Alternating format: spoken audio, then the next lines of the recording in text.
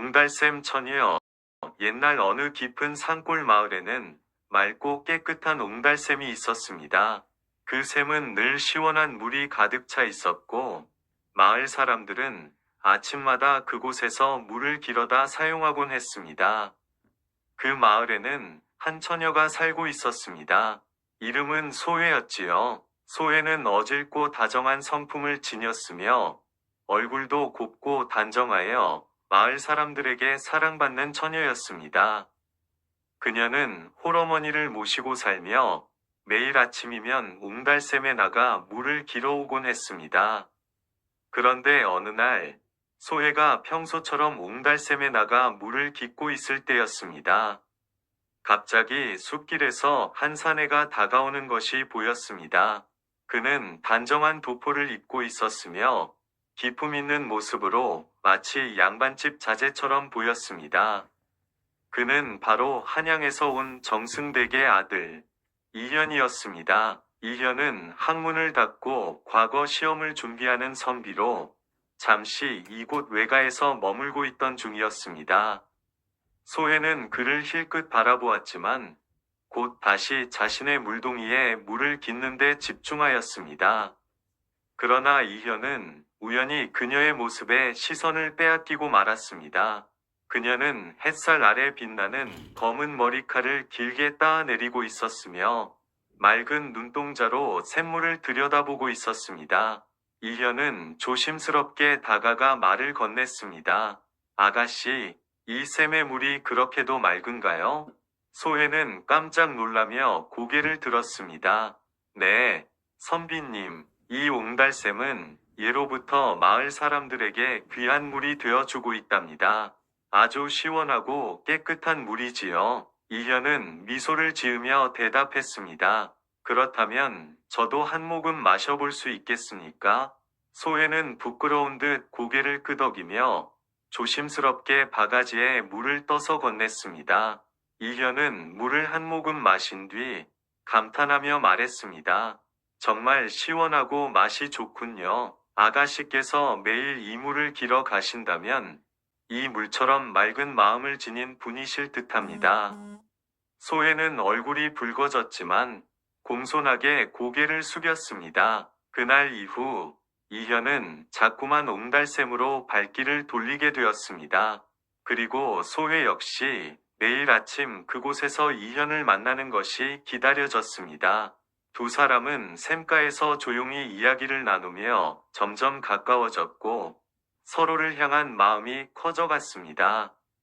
그러나 이현은 고민에 빠졌습니다. 그는 정승댁의 아들로서 한양에서 학문을 연마하고 과거에 급제해야 할 몸이었고 소혜는 신분이 다른 평범한 처녀였습니다. 내가 감히 이 마음을 품어도 될까? 이현은 깊이 고민하다가 결국 마음을 굳혔습니다. 그는 소혜를 찾아가 정중하게 말했습니다. 소혜 아가씨, 저는 한양에서 온 정승댁의 자식입니다. 본래 과거를 준비하는 선비이지만 아가씨를 만난 후 제 마음은 오로지 아가씨를 향하고 있습니다. 부디 제 진심을 받아주시겠습니까? 소혜는 깜짝 놀랐습니다. 그녀 역시 이현을 마음에 두고 있었지만 신분 차이가 너무 커 감히 꿈도 꾸지 못했던 일이었습니다. 선비님, 저는 그저 보잘것없는 처녀일 뿐입니다. 어찌 감히 선비님과 같은 분을 사모할 수 있겠습니까? 이현은 단호하게 말했습니다. 신분은 중요하지 않습니다. 제 마음이 중요할 뿐입니다. 아가씨와 함께라면 어떤 어려움도 이겨낼 수 있습니다. 그러나 그들의 사랑은 쉽지 않았습니다. 이현의 부모님께서 이 사실을 알게 되자 크게 노하시며 반대하셨습니다. 네가 어찌 천한 처녀를 아내로 삼겠다는 것이냐? 당장 그 인연을 끊거라. 이현은 부모님께 간절히 설득했습니다. 부디 이 소자를 용서하시고 제 진심을 받아들여 주십시오. 저는 권세나 재물이 아닌 진정한 사랑을 원할 뿐입니다. 그러나 부모님은 완강하셨고 이현을 당장 한양으로 불러들이셨습니다. 이별을 맞이한 소혜는 슬픔에 잠겨 매일 옹달샘을 찾아가 눈물을 흘렸습니다. 선비님, 다시 만날 수 있을까요? 그렇게 시간이 흘러 이현은 과거 시험을 보러 한양으로 떠나게 되었습니다. 그리고 마침내 장원급제의 영예를 안았습니다. 그의 뛰어난 학문과 품성이 조정에서도 크게 인정받았고 왕께서 직접 벼슬을 내리셨습니다. 이현은 벼슬을 받은 후 가장 먼저 부모님을 찾아가 다시 간청하였습니다. 이제 저는 조정에서도 인정을 받았습니다. 소혜 아가씨는 비록 신분은 낮지만 어질고 마음씨가 고운 분이십니다. 부디 허락해 주십시오. 마침내 부모님께서도 아들의 진심을 깨닫고 허락하시게 되었습니다. 그리하여 이현은 다시 마을로 돌아와 웅달샘을 찾았습니다. 그리고 그곳에서 여전히 물을 깃고 있던 소혜를 발견하였습니다. 소혜 아가씨, 이제 다시는 헤어지지 않을 것입니다. 소혜는 깜짝 놀라 눈물을 흘렸습니다. 선비님, 정말 저를 데려가 주시는 건가요? 이현은 다정하게 고개를 끄덕이며 손을 내밀었습니다. 예, 이제 우리는 함께할 것입니다. 그리하여 두 사람은 혼례를 올리고 행복한 부부가 되었습니다. 소혜는 한양으로 올라가 이현과 함께하며 정승댁의 며느리가 되었고 그들의 사랑은 오랫동안 사람들에게 아름다운 이야기로 전해졌다고 합니다. 그리고 그들이 처음 만났던 옹달샘은 언제까지나 맑고 깨끗한 물이 가득하여 마을 사람들에게 사랑받는 곳으로 남았다고 합니다. 정자나무 아래 맺어진 인연. 옛날 옛적 어느 한적한 마을에 학문을 깊이 연구하는 선비가 살고 있었습니다. 그는 늘 학문에만 몰두하여 세상 일에 무관심했지만 마음씨는 너그럽고 인품이 고다 마을 사람들에게 존경받는 인물이었습니다. 이 마을 한가운데에는 오랜 세월을 견뎌온 거대한 정자나무가 있었습니다. 마을 사람들은 여름이면 그 아래에서 더위를 피하고 가을이면 단풍을 감상하며 이야기를 나누곤 했습니다. 선비 또한 책을 들고 나와 이 나무 아래에서 글을 읽고 사색을 즐기곤 했습니다. 어느 날 선비는 정자나무 아래에서 책을 읽고 있었습니다. 가을바람이 살랑이며 노란 잎이 하나둘 떨어질 무렵 어디선가 맑고 고운 목소리가 들려왔습니다. 선비님, 무슨 책을 그리도 열심히 읽고 계신가요? 선비는 고개를 들어 바라보았습니다. 눈앞에는 한 처녀가 서 있었습니다. 그녀는 옷을 곱게 차려입고 있었으며 가을 햇살을 머금은 듯한 따뜻한 미소를 짓고 있었습니다. 선비는 조심스레 책을 덮으며 정중히 인사했습니다. 학문이 부족하여 글을 익히고 있던 중이오. 그런데 처녀께서는 어찌하여 이곳에 오셨소? 처녀는 부드럽게 미소 지으며 대답했습니다. 이 나무는 저희 어머니께서 생전에 좋아하시던 곳입니다. 어머니께서는 이곳에 앉아 있으면 마음이 편안해진다고 하셨지요. 그래서 저는 가끔 이곳을 찾아 어머니를 떠올리며 시간을 보내곤 합니다. 선비는 처녀의 효심에 감탄하며 말했습니다. 고운 마음을 지니셨군요. 그러고 보니 이 정자나무에는 많은 사람들의 추억이 서려 있는 듯합니다. 처녀는 선비의 말에 고개를 끄덕이며 대답했습니다. 그렇지요. 아마 선비님께서도 이 나무 아래에서 많은 생각을 하셨을 듯합니다. 그날 이후 선비와 처녀는 정자나무 아래에서 자주 만나 이야기를 나누었습니다. 선비는 처녀의 지혜로운 말과 따뜻한 마음씨에 감탄했고, 처녀는 선비의 고증, 인품과 깊은 학식에 감동했습니다. 어느덧 계절이 바뀌고 겨울이 다가올 무렵, 어느 날 비가 내렸습니다. 선비는 정자나무 아래에서 비를 피하고 있었는데, 저 멀리서 처녀의 모습이 보였습니다.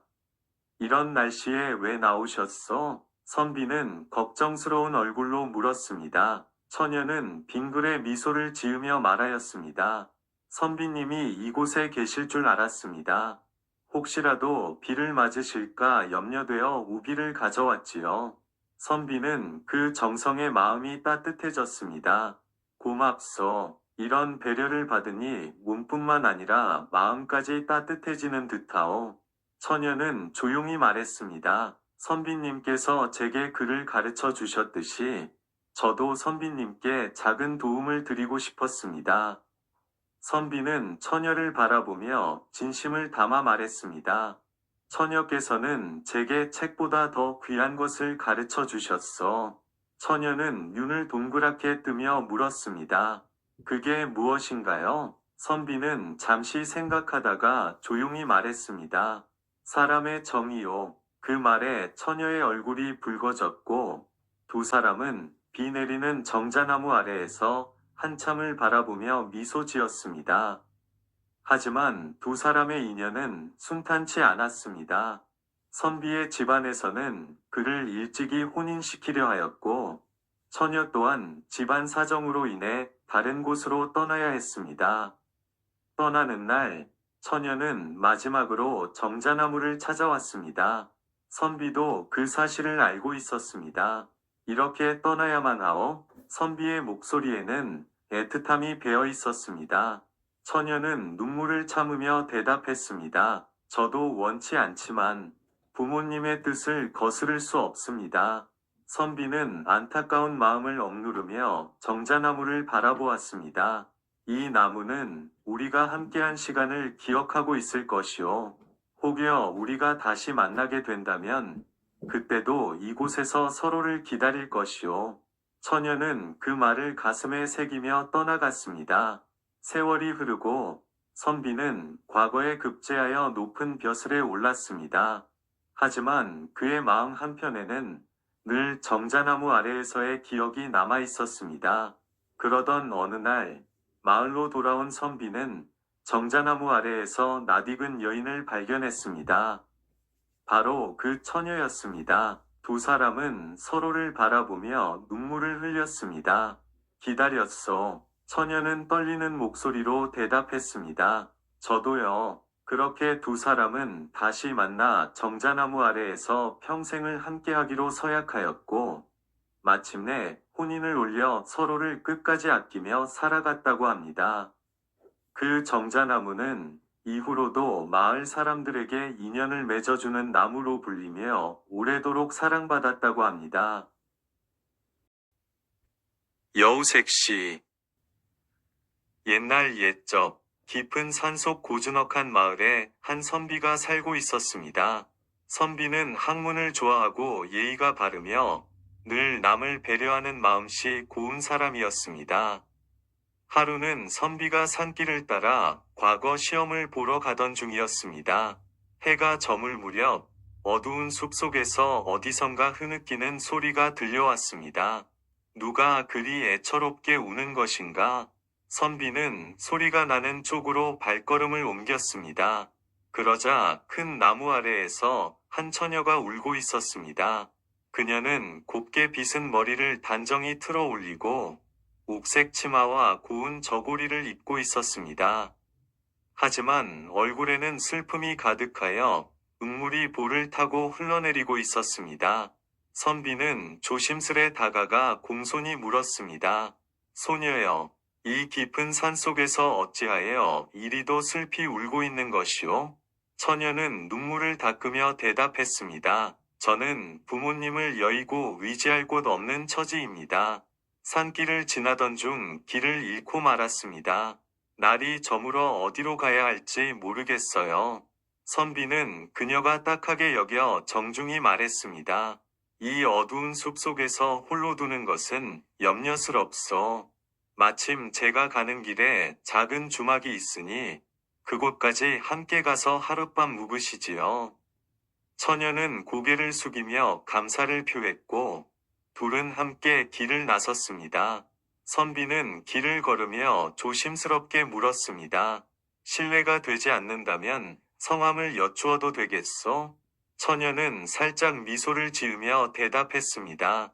저는 소연이라 합니다. 선비는 속으로 이름이 참 아름답구나 생각하며 더 묻지 않았습니다. 얼마 지나지 않아 작은 주막이 보였고 두 사람은 그곳에서 하룻밤을 묵기로 했습니다. 그러나 밤이 깊어지자 선비는 이상한 느낌을 받았습니다. 바람이 한 점 없는 방 안에서 어딘가 낯선 기운이 감돌았습니다. 그때 문틈으로 희미한 달빛이 비추었고 선비는 무심코 처녀를 바라보았습니다. 그런데 처녀의 그림자가 사람의 것이 아니었습니다. 긴 꼬리 하나가 살짝 흔들리는 것이었습니다. 아, 이 처녀가 혹시 여우가 변신한 것은 아닌가? 선비는 속으로 생각했지만 내색하지 않고 태연하게 말했습니다. 처자, 밤이 깊었으니 편히 쉬도록 하시오. 처녀는 부드럽게 미소 지으며 말했습니다. 선비님도 편히 쉬세요. 그날 밤, 선비는 한숨도 자지 못하고 고민했습니다. 만일 저 처녀가 정말 여우라면 나를 해치려는 것은 아닐까? 하지만 한편으로는 처녀가 자신에게 아무런 해를 끼치지 않았다는 점도 생각났습니다. 다음 날 아침, 처녀는 조용히 선비에게 말했습니다. 선비님, 저는 사실 산속에 사는 여우입니다. 하지만 사람의 모습으로 살아가고 싶었습니다. 어젯밤 선비님께서 저를 알아채신 듯하여 걱정했으나 끝까지 잘 대해 주셨습니다. 저는 더 이상 숨기지 않으려 합니다. 선비는 놀랐지만 차분히 말했습니다. 당신이 비록 여우라 할지라도 해를 끼치지 않는다면 두려워할 이유가 없지요. 다만 사람이 되고 싶다면 사람답게 살아야 할 것이요. 처녀는 감동하여 눈물을 글썽이며 말했습니다. 선비님처럼 마음이 곱고 어진 사람을 만나니 저도 바른 삶을 살고 싶어졌습니다. 이제부터는 속임수 없이 선비님을 돕고자 합니다. 그날 이후 처녀는 선비를 따라가며 공부를 도왔고 선비가 과거에 급제하여 벼슬길에 오르도록 힘을 보탰습니다. 시간이 흐르면서 두 사람은 서로를 아끼고 존중하며 진정한 정을 나누게 되었습니다. 그러던 어느 날, 처녀는 선비에게 말했습니다. 이제 저는 여우로서의 삶을 내려놓고 싶습니다. 하지만 제게 남은 꼬리가 사람으로 변하는 마지막 시험입니다. 만약 제가 완전히 사람이 되지 못하면 산으로 돌아가야 합니다. 선비는 그녀의 손을 꼭 잡으며 말했습니다. 당신은 이미 누구보다 인간다운 마음을 가졌소. 꼭 사람이 될 것이오. 처녀는 마지막으로 깊이 기도하며 선비와 함께 사람으로서 살아가기를 바랐습니다. 그리고 마침내 처녀의 마지막 꼬리도 사라졌습니다. 그 후 두 사람은 부부가 되어 서로를 존중하며 오래도록 행복하게 살았다고 합니다.